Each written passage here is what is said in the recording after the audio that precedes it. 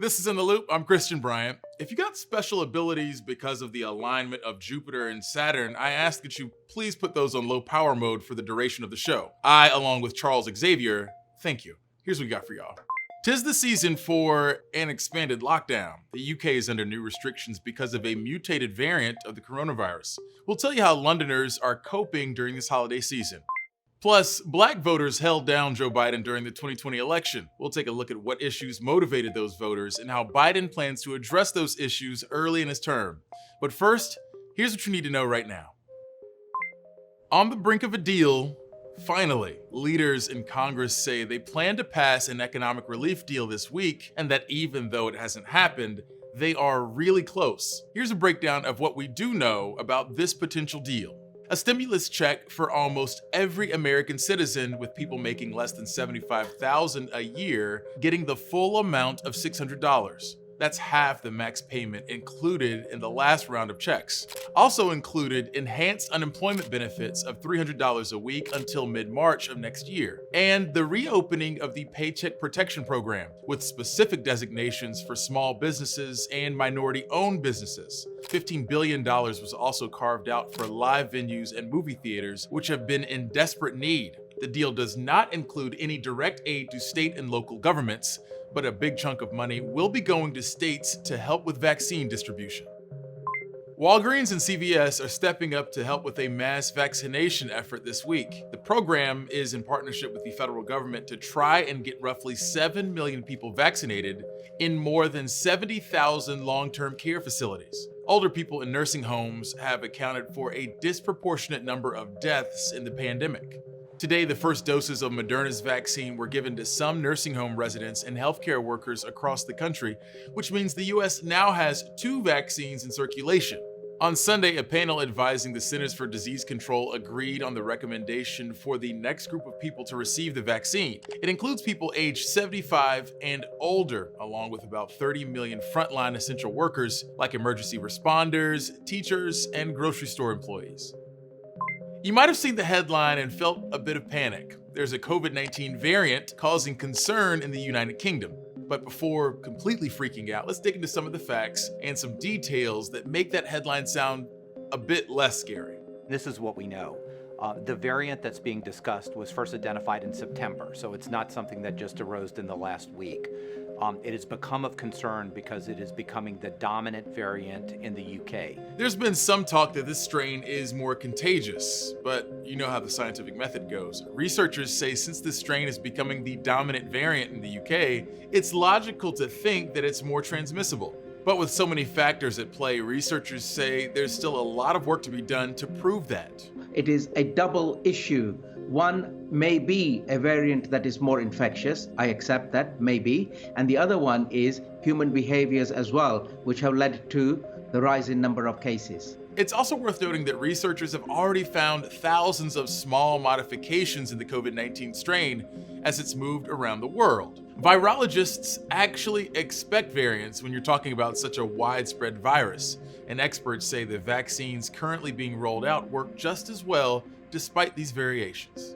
If there's one piece of good news, it doesn't appear so far that it causes any worsening of the disease, which is important. And as far as we know at this stage, the vaccines should still work against it. The global vaccine rollout has a lot of us feeling hopeful about coming and going without the existential dread of a pandemic. But we're still in dangerous territory. That mutated variant of the coronavirus that we talked about earlier prompted a lockdown in the UK. We take a look at how Londoners are coping with the lockdown during this holiday season. Central London on lockdown again as coronavirus in a mutated, more contagious form cancels plans for festive gatherings for 16 million people. It is with a very heavy heart, I must tell you, we cannot continue with Christmas as planned. Here in the southeast of England, the new strain of COVID-19 is, according to the government, out of control. Londoner Bami Oshinowo was planning to take her 1-year-old to visit his grandmother. But for this young family, isolation continues. Christmas is cancelled. We're really disappointed, quite down about it all, and it's been a really difficult year. 2020 has been terrible. And now with information about the new strain and the UK flights being disrupted, it kind of creates a really difficult end to what has already been a really difficult year. For most in the capital, it's the right decision. But many are now asking, was this announcement made in the right way and at the right time? It's just under a week since Boris Johnson ridiculed the Labour Party opposition leader Keir Starmer, accusing him of wanting to cancel Christmas. What's the impact? Well, Mr. Speaker, I wish he'd have the guts just to say what he really wants to do, which is to cancel the plans people have made and cancel Christmas. I think that's what he's driving at, Mr. Speaker. James Parsons, who's been working from home, has also had to cancel his Christmas plans. He believes the government has been slow to react. For the government to cancel everyone's Christmas plans 7 days before Christmas is a real punch to the stomach. And I do hope that the government strategy over the next 3 months is a little more defined and well thought out. As borders close and flights are cancelled, dozens of countries react to prevent the spread of the new strain. Government critics argue Boris Johnson's messaging is confusing. What I think has been avoidable or could be avoidable is the confusion around the announcements and the lack of strategy that the government's trying to pursue. With mass testing across the country and a health ID, I think we could be back to normal much sooner than the government seems to be planning. A depressing end to an awful year for millions of Britons. For Newsy, I'm Luke Hanrahan.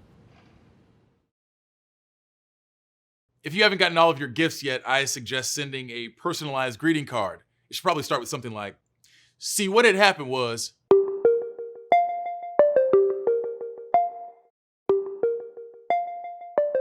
When President-elect Joe Biden gave his victory speech days after Election Day, he specifically thanked Black voters for having his back and promised he'll always have theirs. Exit polling showed that Black voters, especially Black women, put their support behind Biden. Newsy's Amber Strong tells us what issues motivated Black voters and what Biden plans to do to address those issues in his first 100 days in office. Black voters had overwhelming turnout in this year's election. That's despite fears of COVID-19 and limited mail-in ballot opportunities in some states. An African-American woman who's a bit older said, sure, I'm at risk, but it would take an act of God for me not to show up to vote. So what do those voters want to see President-elect Biden tackle first? Henry Fernandez's African-American Research Collaborative surveyed over 4,000 Black voters from battleground states and says 2 big things motivated turnout: a push for racial justice and the spread of COVID-19. However, police reform has already proven to be tricky for the president-elect. That's how they beat the living hell out of us across the country, saying that we're talking about defunding the police. We're not.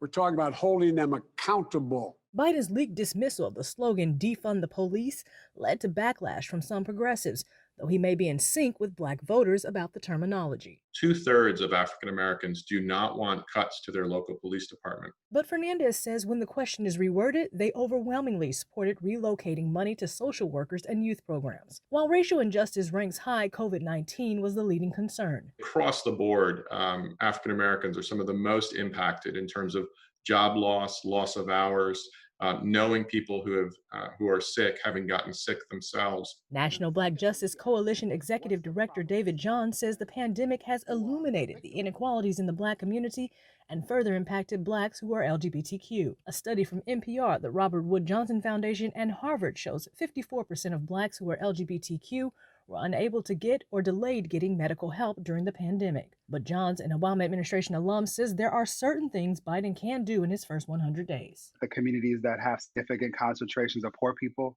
Black and Latinx people, of people with predisposed conditions, of people who are living with HIV and AIDS, that they're the first communities to receive access to any vaccinations and other medical remedies. President-elect Biden has selected Dr. Marcela Nunez-Smith to co-chair his COVID-19 advisory board.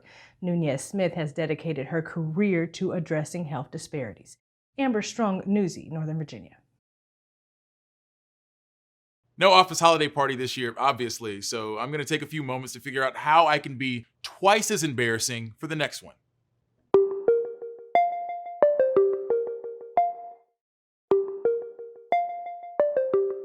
We're in the second week of the U.S. vaccine campaign against the coronavirus, and some of the most vulnerable communities are still anxiously awaiting their doses. National reporter Stephanie Stone takes us inside one senior community and how residents there are dealing with the wait. I'm a true Okie from Muskogee, Oklahoma. After 46 years, 80-year-old Donna and her 83-year-old husband Art made the decision to leave the countryside and move into a senior community. They chose one of the 26 Arrow senior living communities that are housed around the Midwest. Things were great until the pandemic hit. Since we live on the independent side, we could do our own things, and so until this COVID hit, we came and went as we wanted to. Their way of living is now completely different. No visits with their 3 sons, no extracurricular activities. They're diligent about masks and about the proper public health measures to prevent the virus. It's a big concern. We know that this is a killer. And some people get a light case or some are just asymptomatic, but you never know who's going to get the serious case. Which is why she's anxiously waiting for the vaccine. She remembers when the polio vaccine came out and said it was wonderful. I don't remember people questioning it, being afraid of having it so much then, as what some people today, but I don't know why they would even question it with the horrible pandemic that we have been having. You being CEO here, are you going to get the vaccine? Absolutely. Stephanie Harris is the CEO of Arrow Senior Living and says her employees will get it too. In all, some 4,000 people between residents and employees. We have been blown away at how overwhelming the response has been by our resident group. We have over 90% of our residents, when we surveyed them, said yes to the vaccination. They're not first in line, but they're not far off. They've got clinics scheduled for late December, and they're excited. I'm tired of being cooped up and taking extraordinary precautions to ensure that I can be here in this seat to support our larger operation. And I want to be able to get on with some sense of normal. This last surge, she says, has been brutal, and it's taking an emotional toll on everyone.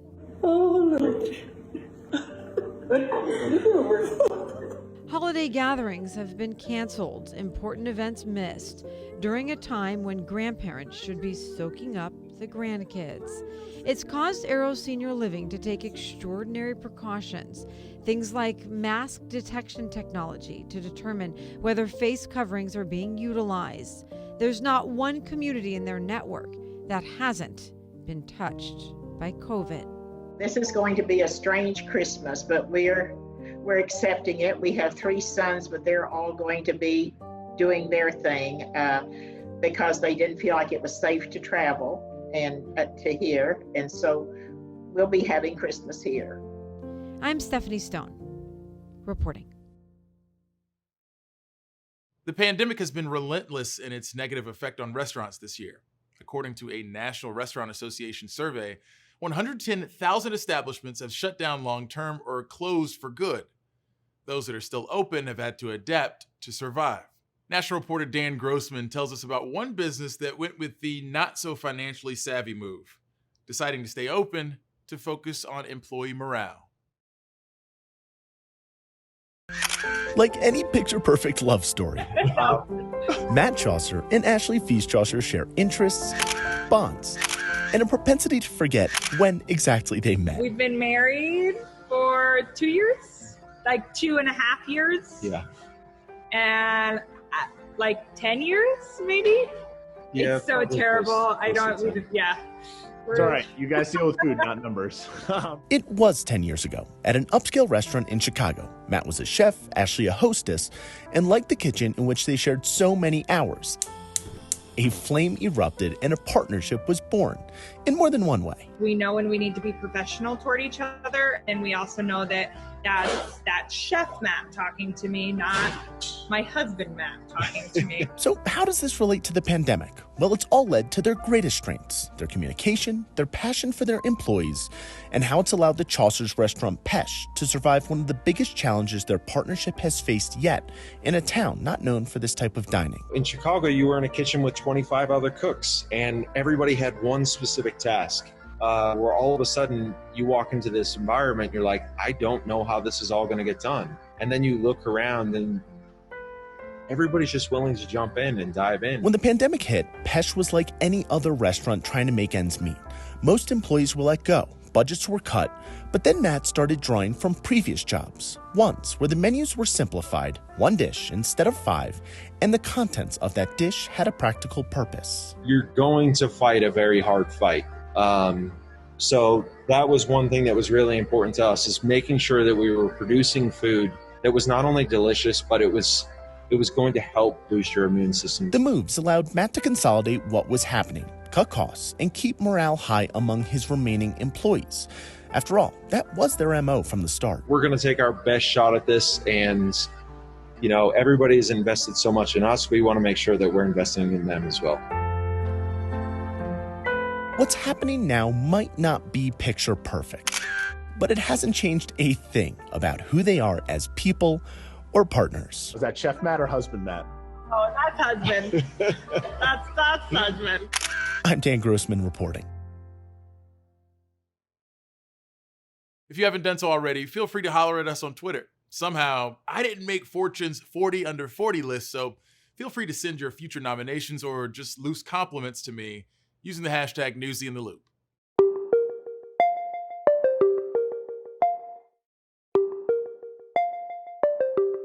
Usually this time of year, many of us would be planning to get together with family or friends for a meal, a few drinks, maybe even an argument or two.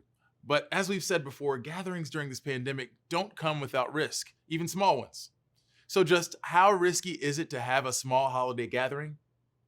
I feel like you should know the answer, but Newsy's Lindsay Thies puts the question to some health experts.